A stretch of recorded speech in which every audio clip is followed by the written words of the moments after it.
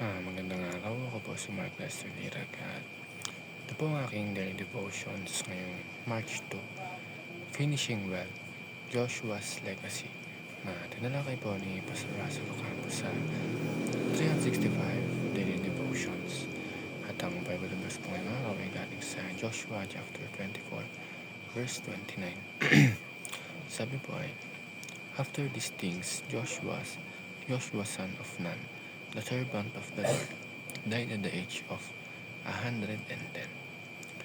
Sa huling bahagi ng buhay ni Joshua, tinipon niya ang buong Israel at pinaalalahanan sila ng kabutihan ng Diyos mula pa kay Abraham hanggang sa pagpasok nila sa lupang pangako. At doon niya sinabi ang isang pinakatanyag na deklarasyon sa Biblia. Makabasa natin ito sa Joshua chapter 24, verse 50. Sabi po ay, Choose you this day whom ye will serve, but as for me and my house, we will serve the Lord. Ito ang legacy ni Joshua. Hindi lang tagumpay sa digmaan, kundi katapatan hanggang bukas. At dito papasok ang tatlong teachings ng kanyang legacy. Ang una ay, Joshua led Israel to greater heights. Sa ilalim ng kanyang pamumuno, nakapasok ang Israel sa lupang pangako.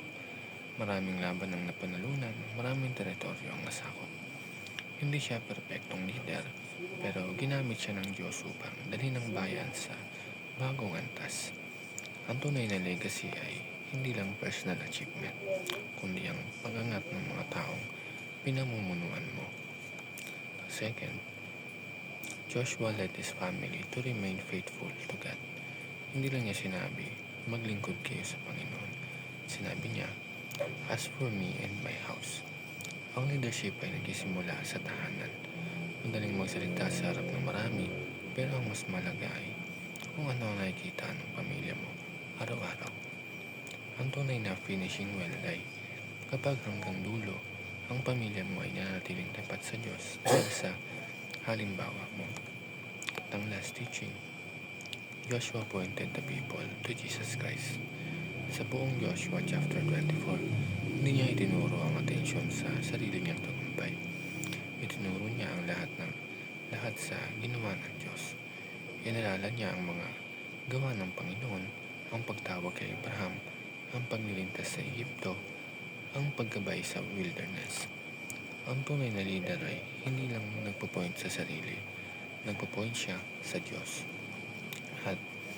At sa mas malawak na larawan, si Joshua ay larawan ni Kristo, isang leader na nagdadala ng kanyang bayan sa pangako.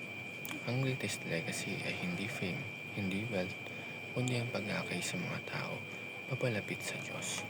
Salamat.